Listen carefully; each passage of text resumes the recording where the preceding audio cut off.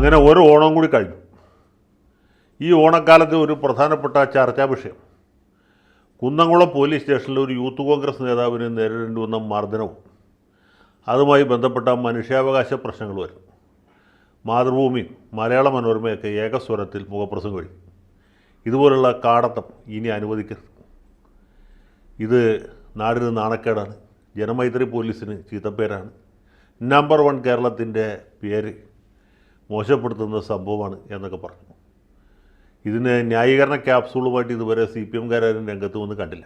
ഒരുപക്ഷെ അവർക്ക് പോലും ഇതിനെ ന്യായീകരിക്കാൻ പറ്റും എന്ന് തോന്നുന്നുമില്ല. പക്ഷേ ഇത് കേട്ടാൽ തോന്നുന്ന ഒരു കാര്യം, കേരളത്തിൽ ഈ ലോക്കപ്പ് മർദ്ദനം പുതിയൊരു കാര്യമാണ്, ഇതുവരെ കേട്ടുകേൾവിയില്ലാത്ത സംഭവമാണ് എന്നുള്ളതാണ്. സത്യം പറഞ്ഞാൽ ഈ കുന്നംകുളം പോലീസ് സ്റ്റേഷന് മുമ്പും അതിന് ശേഷവും ഇതുപോലെയുള്ള നിരവധി സംഭവങ്ങൾ നമ്മുടെ നാട്ടിൽ പലയിടത്തുമായിട്ട് നടക്കുന്നുണ്ട്. പക്ഷേ അതിനൊന്നും ഇതിന് വലിയ പ്രാധാന്യം കിട്ടുന്നില്ല, വാർത്തകളിൽ നിറഞ്ഞു നിൽക്കുന്നില്ല, അല്ലെങ്കിൽ മനുഷ്യാവകാശ കമ്മീഷൻ ഇടപെടുന്നില്ല, അതിൻ്റെ CCTV ദൃശ്യങ്ങൾ പുറത്തു വരുന്നില്ല എന്ന് മാത്രമാണ്. ഇത് പറയുമ്പോൾ ഒരു അതിശയോക്തി ഇല്ലാതെ, തമാശയുടെ ഒരു കണിക പോലും ഇല്ലാതെ എനിക്ക് ഓർമ്മിക്കാൻ കഴിയുന്ന ഒരു സംഭവം 2009-2010 ഉണ്ടായതാണ്. എൻ്റെ അഭിഭാഷക ജീവിതത്തിലെ വളരെ ദുഃഖകരമായ ഒരനുഭവമായിരുന്നു. 2009 ക്രിസ്മസിന് കോടതി അടക്കുന്ന ദിവസം വൈകുന്നേരം ഒരു മധ്യവയസ്കനായ ഒരാൾ ഓഫീസിൽ കടന്നു വരികയാണ്. അദ്ദേഹത്തിൻ്റെ പേരെനിക്ക് ഓർമ്മയുണ്ട്, തോമസ് എന്നാണ്. ഈ എറണാകുളം ജില്ലയിൽ ഏലൂർ പോലീസ് സ്റ്റേഷൻ്റെ പരിധിയിൽപ്പെട്ട മഞ്ഞുമ്മൽ എന്ന സ്ഥലത്താണ് അദ്ദേഹത്തിൻ്റെ വീട്. ഇത് FACTയിലെ ഒരു ജീവനക്കാരനാണ്. FACT എംപ്ലോയീസ് അസോസിയേഷൻ എന്ന ഇടതുപക്ഷ ആഭിമുഖ്യമുള്ള സംഘടനയുടെ പ്രവർത്തകനുമാണ്. ആ സംഘടനയുടെ പ്രസിഡന്റ് അന്ന് SES മേനോനാണ്. ജനറൽ സെക്രട്ടറി സഖാവ് ചന്ദ്രൻപിള്ളയാണ്. ഇദ്ദേഹത്തിൻ്റെ പ്രശ്നമെന്ന് വെച്ചാൽ അദ്ദേഹത്തിന് ഉടനെ വളരെ പെട്ടെന്ന് ഒരു കേസ് കൊടുക്കണം. കേസ് എന്താണെന്ന് വെച്ചാൽ പുള്ളിയുടെ ഭാര്യയെ വിവാഹമോചനം നടത്താനാണ് കേസ്. അദ്ദേഹം പറയുന്നതനുസരിച്ച് സംഭവം ഇനി പറയുന്ന പ്രകാരമാണ്. ഇദ്ദേഹം മഞ്ഞുമല ഒരു പ്രമുഖ ക്രിസ്ത്യൻ തറവാട്ടിലെ അംഗമാണ്, കുടുംബയോഗത്തിൻ്റെ സെക്രട്ടറിയുമാണ്. അത്യാവശ്യം മദ്യപാന ശീലമുള്ള ആളാണ്. തലേ ദിവസം കുടുംബയോഗത്തിൻ്റെ ജനറൽ ബോഡിയായിരുന്നു. അത് പ്രമാണിച്ച് സാമാന്യം കുശാലമായിട്ട് തന്നെ മദ്യപിച്ച് മതോന്മത്തനായി വീട്ടിൽ വന്ന് ഭാര്യയുമായിട്ട് വഴക്കുണ്ടാക്കി. ഇദ്ദേഹത്തിൻ്റെ ഭാര്യ ഒരു സ്കൂൾ അധ്യാപികയാണ്. ഒരു മകനേ ഉള്ളൂ, മകൻ 9ാം ക്ലാസ്സിൽ പഠിക്കുന്നു. ഭാര്യയായിട്ട് വഴക്കുണ്ടാക്കി സഹി കണ്ടിട്ടായിരിക്കും ഭാര്യ പോലീസിനെ വിളിച്ചു. ഏലൂർ പോലീസ് സ്റ്റേഷനിൽ നിന്ന് ഒരു വണ്ടി പോലീസുകാർ ഇദ്ദേഹത്തിൻ്റെ വീട്ടിൽ പാഞ്ഞെത്തി.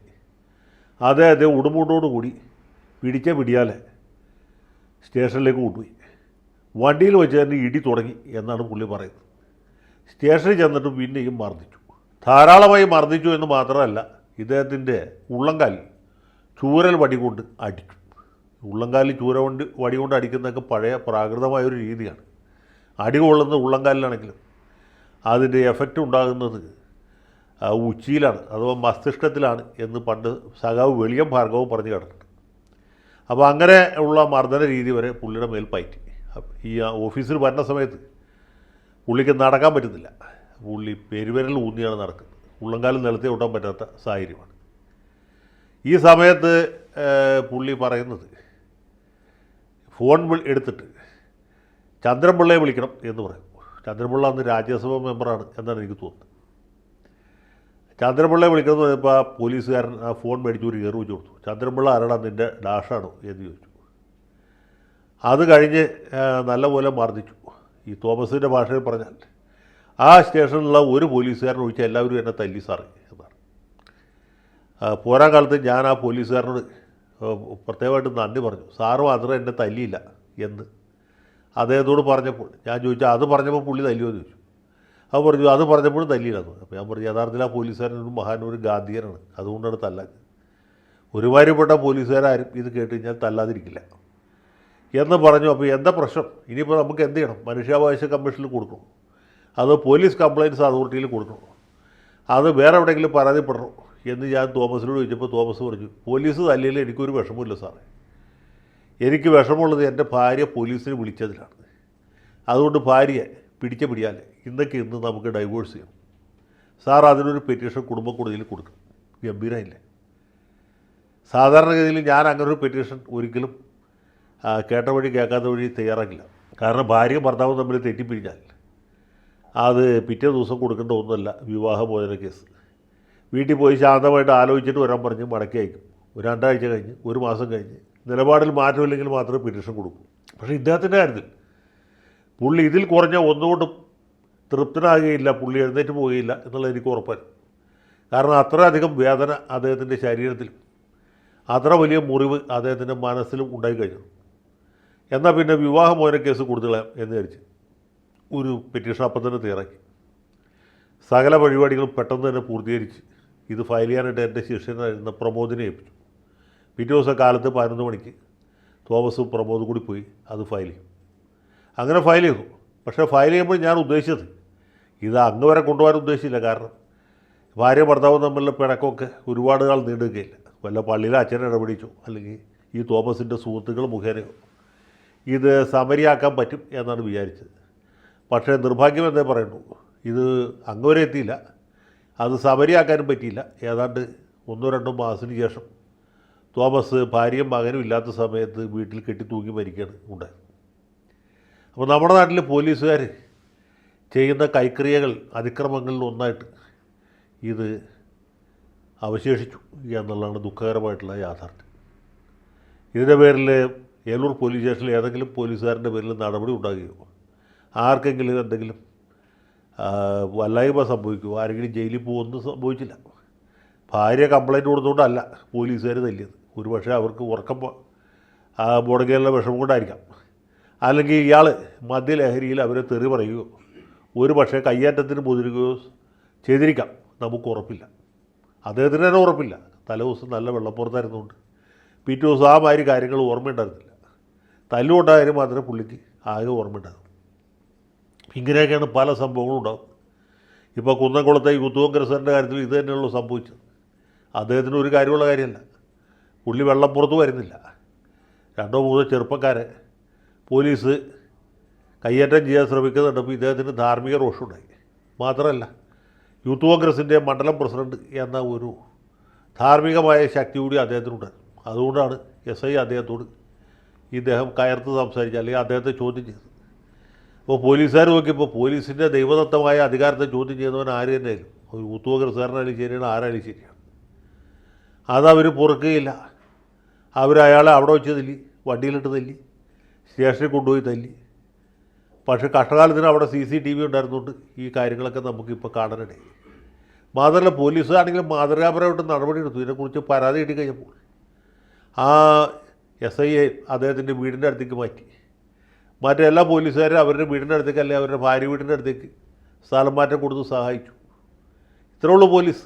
ഇനിയിപ്പോൾ ഇത് ഈ CCTV ദൃശ്യങ്ങൾ വെച്ച് കോൺഗ്രസ്സുകാർ കുറച്ച് ദിവസം സമരം ചെയ്യും. സതീശൻ അങ്ങനെ പറഞ്ഞു, സണ്ണി ജോസഫ് ഇങ്ങനെ പറഞ്ഞു, അബിൻ വർക്കി അങ്ങനെ പറഞ്ഞു എന്നൊക്കെ പറഞ്ഞിട്ട് വലിയ കാര്യമൊന്നുമില്ല. ഈ കോൺഗ്രസ്സുകാരൊക്കെ ഈ കഴിഞ്ഞ 2 കൊല്ലം അവിടെ തന്നെ ഉണ്ടായിരുന്നില്ലേ? ഇത് 2023 നടന്ന കാര്യമാണ്. 23 തൊട്ട് 25 വരെ ഇവരൊക്കെ കതറിട്ട് അതിൽ കൂടെയൊക്കെ നടന്നിരുന്നു. ഒന്നും സംഭവിച്ചില്ല. പോലീസുകാരെ സഹായിക്കാനായിട്ട് അവർക്ക് ശക്തമായ അസോസിയേഷനുണ്ട്, പിന്നെ രാഷ്ട്രീയ സ്വാധീനമുണ്ട്, സാമുദായിക ശക്തികൾ ഇടപെടും, മറ്റ് പല സൗകര്യങ്ങളുമുണ്ട്. ഇപ്പോൾ ഞാൻ നേരത്തെ പറഞ്ഞത് ഏലൂർ പോലീസ് സ്റ്റേഷൻ്റെ കാര്യമാണ്. അതിൻ്റെ വെളിപ്പുറത്തുള്ള സ്ഥലമാണ് വരാപ്പുഴ. വരാപ്പുഴയിൽ ശ്രീജിത്ത് എന്ന് പറഞ്ഞൊരു ചെറുപ്പക്കാരന് പോലീസുകാർ ചവിട്ടിക്കൊന്ന സംഭവം ഓർമ്മയിട്ടു. 2018 ശ്രീജിത്ത് എന്ന് പറഞ്ഞ ഒരാളെ അന്വേഷിച്ച് SPയുടെ ഫോഴ്സിലുള്ള ചില പോലീസുകാർ വരാപ്പുഴയിലെത്തുന്നു. വരാപ്പുഴയിൽ അന്വേഷിക്കുന്നു. അവരന്വേഷിച്ച ശ്രീജിത്തിനെ കിട്ടിയില്ല. വീട്ടിൽ കിടന്നുറങ്ങായിരുന്ന വേറൊരു ശ്രീജിത്തിനെ കണ്ടെത്തി. അയാളെ പോലീസ് സ്റ്റേഷനിൽ കൊണ്ടുപോയി നല്ല ഇടി വെച്ച് കൊടുത്തു. SI അദ്ദേഹം ബൂട്ടിട്ട് ഒരു ചവിട്ട് കൊടുത്തു. ആൾ മരിച്ചുപോയി. മരിച്ചു പോയിട്ട് എന്ത് സംഭവിച്ചു? SIയെ സസ്പെൻഡ് ചെയ്തു, പോലീസുകാരെ സസ്പെൻഡ് ചെയ്തു, സർക്കിളിനെ സസ്പെൻഡ് ചെയ്തു.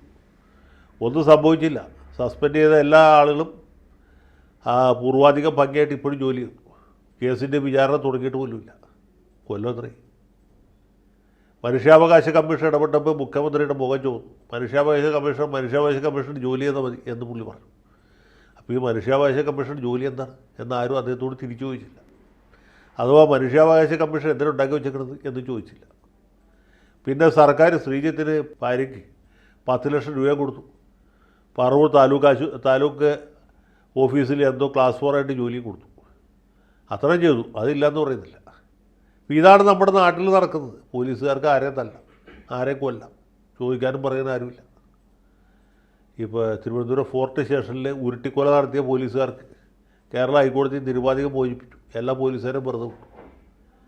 അപ്പോൾ കേസെടുത്താലും ഒക്കെ ഇത്ര സംഭവിക്കുള്ളൂ. CBI അന്വേഷിച്ചാലും പോലീസുകാരെ ശിക്ഷിക്കാനൊന്നും പറ്റില്ല എന്നിപ്പോൾ എല്ലാവർക്കും ബോധ്യമായി. അതുകൊണ്ടിപ്പോൾ നമുക്കെന്താ ചെയ്യാൻ പറ്റും? ഏതെങ്കിലും പോലീസുകാരനെ കാണുമ്പോൾ, ഇത് കാണുന്ന എല്ലാവരോടുള്ള എൻ്റെ ഒരു ഉപദേശമാണ്, പോലീസുകാരെ കാണുമ്പോൾ വഴിമാറി കിടക്കുക.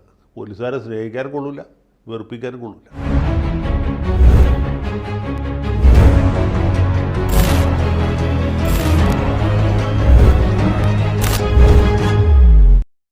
കൂടുതൽ വാർത്തകളും വിശേഷങ്ങളും നിങ്ങളിലേക്ക് എത്താൻ ABC മലയാളം സബ്സ്ക്രൈബ് ചെയ്യുക, ബെൽ ബട്ടണും അമർത്തുക.